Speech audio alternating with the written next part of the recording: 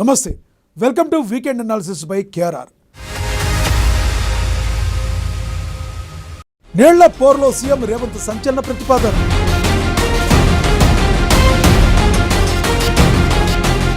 CM Revanth సాహసం వెనుకన్న వ్యూహం ఏంటి? వాటర్ వార్లో పరిష్కారం సాధ్యమా? ప్రతిపక్షాల నీళ్ల రాజకీయానికి చెక్ పెట్టే వ్యూహమా? బీఆర్ఎస్ వైసీపీ ఒకే జెండా మోయడం వల్ల నష్టం ఎవరు?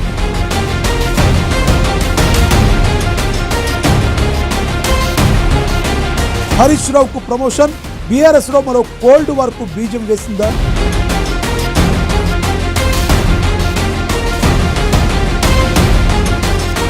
ఐఏఎస్ అధికారులపై మునుపెన్నడూ లేని రీతిలో ఎందుకు విష ప్రచారం జరుగుతుంది?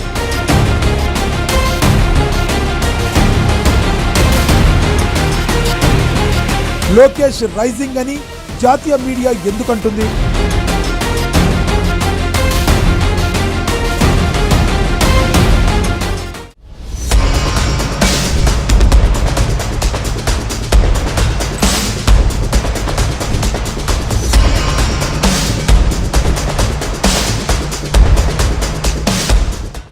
నీటి వివాదాలు నిప్పుల కుంపటిగా మారిన తరుణంలో తెలంగాణ ముఖ్యమంత్రి రేవంత్ రెడ్డి సంచలన ప్రతిపాదన చేశారు.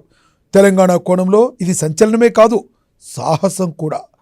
తెలంగాణ ఉద్యమ సమయంలో తెలంగాణ ప్రభుత్వం ఏర్పడ్డాక నీళ్ల చుట్టే రాజకీయాలు, ప్రభుత్వాలు తిరిగాయి. నీళ్లలో రాజకీయ మంటలు పుట్టించి బీఆర్ఎస్ గతంలో అనేక ఉద్యమాలు చేసింది. ఒక్క తెలంగాణనే కాదు, దేశంలోని అనేక రాజకీయ పార్టీలు సందర్భం వచ్చినప్పుడల్లా నీళ్లల్లోనే నిప్పులు పుట్టిస్తాయి. అలాంటి రాజకీయంతో ముడిపడ్డ నీటి వస్తువును రాజకీయాలు పక్కన పెట్టి కూర్చొని పరిష్కారం చేసుకుందామని ముఖ్యమంత్రి ప్రతిపాదించడం పెద్ద సంచలనం. అది సాహసం కూడా. సీఎం రేవంత్ రెడ్డి చేసిన సంచలన ప్రతిపాదన వెనుక అసలు వ్యూహం ఏంటి? వాటర్ వార్గా మారుతున్న అంతర్రాష్ట్ర పోరులో నిజంగా పరిష్కారం సాధ్యమా? లేక ఇది ప్రతిపక్షాల నీళ్ల రాజకీయాలకు చెక్ పెట్టే మాస్టర్ స్ట్రోకా? బీఆర్ఎస్ వైసీపీ ఒకే అజెండాతో ముందుకెళ్లడం వల్ల రాజకీయంగా నష్టం ఎవరికి? ఐఏఎస్ అధికారులపై ఇంతకు ముందెన్నడూ లేని రీతిలో జరుగుతున్న విష ప్రచారానికి కారణాలేంటి? చట్టాలు రూపొందించే వ్యవస్థలు కాపాడే అధికారుల ఆత్మస్థైర్యం దెబ్బతీయడం వల్ల కలిగే ప్రయోజనాలేంటి? జాతీయ మీడియా దృష్టిని ఆకర్షిస్తున్న లోకేష్ రైజింగ్ వెనుక కథేంటి?